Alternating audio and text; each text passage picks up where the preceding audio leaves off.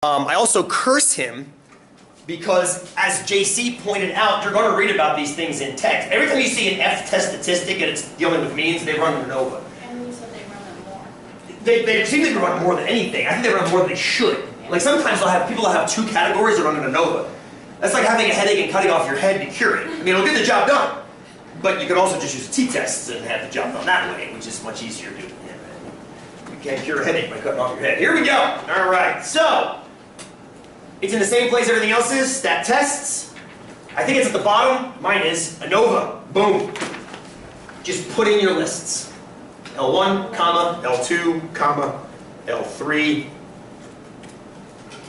It takes care of the rest. All that weighted averaging of variances, all that chi-square of average sample averages. Let it think for a couple. There it comes. Remember I told you my F was off a smidge? It was off a smidge. Mine was closer to 100. This one's 130. Go ahead. Well, did you get rid of the data? Did not. Mine's closer to 100. Thank you. I forgot the damn data. Yeah. Okay, remind me the ones we cut again. The 12 and the 9. 12's got to go. Dude, something is off in mine. I thought we already... Maybe we already did. I don't see a 12 or a 9. Oh. 14.2 I see. They're already gone. Oh, I have 134 and then... Hang on. I have 100.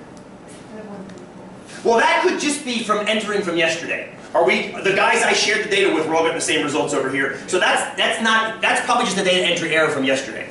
Don't sweat that. And I'm not saying it's not my data error. I could have screwed something up yesterday too. That's not, I'm not, if you're getting 134, I'm getting 130. Does that matter to me? No, because it's still way the hell to the right of where it should be. So don't worry about that. I'm just, you know.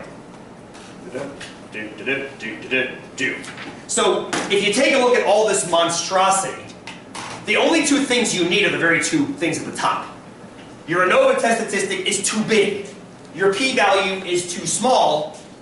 Therefore, realize that's small, right? That's 3.4 times 10 to the negative 21st, which is ridiculously off the charts.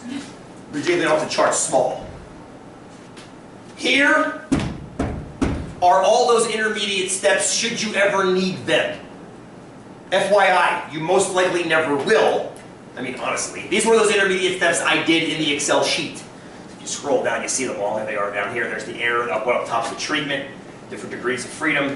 I don't know what the hell XXP is. I forget. That's the pooled. That's that average standard deviation, standard deviation, not variance, but standard deviation. So if you square that, you get roughly what I got when I averaged those 3 together. So this is the important stuff. This tells you something's up. It tells you to go back and look at your data again, which is all Fisher. It's great that we're ending with Fisher's test, actually. That's all he ever wanted a small p-value to do. Go back and look at your data again. Maybe there's something there. Maybe there's not. Maybe you just screwed it up. But that tells you to go back and look at it a second time. That's what all small p-values do. They don't prove anything or disprove anything. Just say, maybe we look at it again. Maybe I get Katie to put some different brakes on her bike and test them too and see if we get similar results. For now, I'm leaving the damn V-brakes on the bike because I'm stopping without dying for the most part. Well, I'm not dead yet. So I guess I am stopping without dying for the most part. Okay. Yes! If you need more, you know where more is if you need to go back and follow up your studies or do more studies yourself. And you also always know where my email is, because I'll probably be okay the rest of my life. And you can find me that way. And that's it! That's 244! Boom! Check! That's it. So were you saying that this doesn't tell us that those brakes are best? But It tells us one of them has a different average than the rest. Now clearly the cantilevers are worse than the other 2, but it doesn't tell us if the other 2 are different than each other. That's where you'd have to go back in and test using that procedure that's outlined on the homework residual to see if there's a statistically significant difference, or if it's just meaningless sampling error. Cool. And that's the problem with anything that tests more than 2 variables at a time, GOFs and ANOVAs, because they're not specific enough. Yes, something's up, but what? I don't know, but something. Okay. Reminds me of Tom Ridge when he was Tom Ridge, ex-governor of Pennsylvania, was defense secretary, or no, director of Homeland Security. I don't know when, I don't know why, I don't know how, but something terrible is going to happen. That's all for today! It's great. That's awesome. Somebody's going to attack us. But you don't tell us how or when or why or other question words I can't think of. You're left thinking of, it's false positives, right? It's false positives. This is a positive test result, but it doesn't tell us where the positive test result happened, specifically. But we have tools to figure that out, but not today. Maybe 376, maybe 351 if you guys take those courses, maybe research methods, who knows. So you'll see them if you see them. But for now, we're done. That's it. That's it. It's weird? Weird. Why is it weird? It's a celebration. I feel like you just started. Well, honestly, you just started the subject, JC. Oh, the term. Well, that's because they're 10 weeks long and they're like that. And the older you get, when you get to be my age, time's even more compressed. It's funny, I was talking to Max about that. He's like, when's Christmas going to be? I'm like, December 25th, like it is every year. And then I realized, I'm like, holy crap, he's 6. A year is 16% of his life. That's a huge chunk, right? Yeah. Whereas I'm 40, it's like, dude, a year's like, whatever. Remember when you were born, dude. You know, so I think that makes sense. The older you get, the faster, mathematically, the faster time goes. Not statistically, but mathematically. Yeah, the perception. Hang on a second, I read this once. The perceived midpoint of your life is something like at 32 or 33 years of age. That's when you feel like your life is half over, mathematically. Because that's when time starts to have a measurable swing the other way. Now this is mathematics, Sherry's like, the hell with that. What's interesting is, that almost perfectly coincides with when you are 1 billion seconds old, which I love. Anybody who hasn't hit the ripe old age of 31.7 yet, I encourage you to find out the time you were born, find out the minute you were born, and figure out when you will turn 1 billion seconds, which is roughly 31.7, means you guys do it 105, 31.7 years. It's one of those cool milestones. Yes. This year for me. That is! Yeah. Figure it out! I will. Yes, 31.7 years, a fun one. Yeah, call home, find out the minute and the hour you were born, give yourself 60 seconds on either side, have a 2-minute party, that billionth second. Because that's way cooler than birthday. Birthday, it's like whatever. 9 months after conception. But you made it 1 billion seconds. I was kind of bummed. I missed Max's 1,000th second. Because both of us were sleeping. And I didn't miss his millionth. His millionth second is something like, I figured it out once. It's like 7 months in or 7 weeks in. It's not very far. But the billionth. When you're all like, you've been here for 1 million seconds, does it just kind of... Well, it's so quick. It's like, I forget. Let's figure it out. What the hell? Let's figure it out. 1 million seconds. I just figured, you know, you're 6, you don't really have a good... Well, he doesn't know squat. He wasn't 6, so in 1 million seconds he was less than 1. But for me, this is for me, dude. Forget the damn kid. Forget the damn kid. Don't worry, Max, he still loves you. I love him, buddy. I told him that first day this morning when he woke up out of bad dream. Buddy, I love you, I'm right here. Is the camera okay, Daddy. still recording? It's still recording, yes. So 10 years from now, when he's watching his cool dad on video. Oh, I love you, buddy. We'll say it again. I ask him that now. Have I told you I love you today? Yes, but you can say it again. My heart melts. I know, exactly. You know how many times I've cried when I heard that? 1 million seconds. Let's divide it by 60. That many minutes, yes? Then let's divide it by 60 again for hours. And then divide it by 24 for days. Oh, it's wrong. Just about 2 weeks. So it's very quick. It's very, very quick. That's 11 days, right? Did I do that right? Is that 11 days? So 11 and a half days. I caught that one with them. I missed the 1,000th because we were both asleep. So think about that. 1,000 seconds is like the first couple minutes of life, right? 1 million seconds is a couple weeks in. 1 billion seconds is 31.7 years.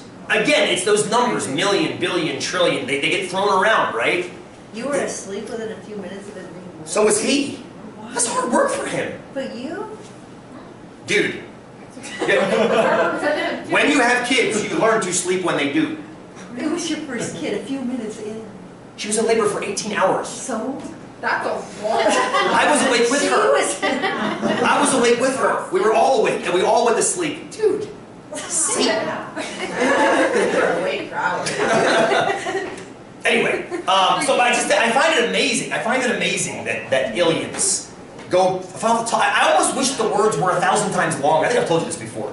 I wish the word billion took 1,000 times longer to say than million, because it is 1,000 times bigger. Maybe politicians wouldn't use it so much. Yeah. Right? Trillions, quadrillions, and so forth and so on. Forget a trillion seconds, obviously, right? Unless you're Yoda. Or biblical. You're not getting a trillion seconds, but celebrate your billion for sure. Celebrate your billion. I was climbing at Smith Rock when it happened. And nobody was around. I'm like, Jen, where are you? She was somewhere else. I grabbed my neighbor's dog, Zoe. I'm like, Zoe, get a picture. And there it is. I'll email it to you if I remember.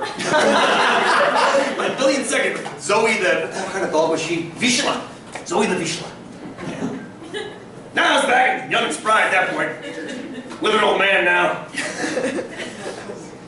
That's it, friends. We're done. Yay! That's what I'm saying. Hell yeah, you guys rock. So, final. What about it? Bring it to class. Yeah, bring it to class. I'm going to make the survey. My original idea was to have us do a Survey Monkey survey together where you guys throw ideas out, but I realized that some people aren't going to want to talk in front of other people about the class, which is totally fine.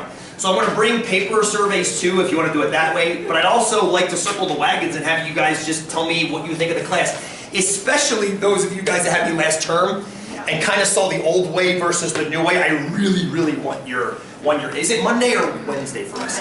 It's Monday. At 8! Holy crap. I know. It's terrible, I'm sorry. Coffee? Who's bringing coffee? Well, I'll bring So for we're me. having, I'll try to bring some I'll bring coffee. Come at 9, right? 2 hour period. Come It's in. not gonna take an hour. Do you want to just make it 9? Not everyone's here, people are gonna show up. We can't do it at 9? Okay. Well, I'll tell you what.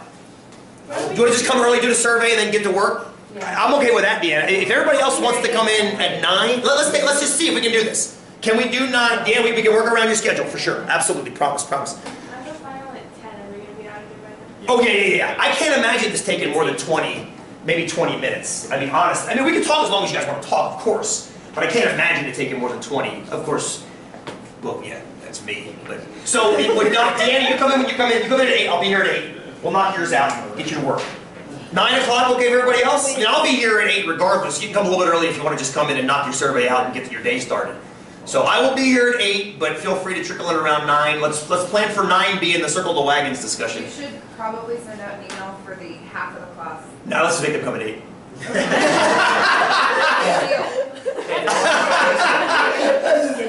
should be watching on YouTube. They should be watching the YouTube video, you know what I'm saying? Yeah, we'll come at 8. That'll be good. I'll get an AB data set.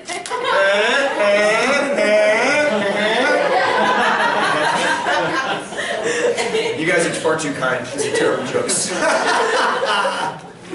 It's been a pleasure. I've learned a ton from you guys. Let's learn some more on Monday. I'd love to learn some more. I want to make the class as understandable as I can.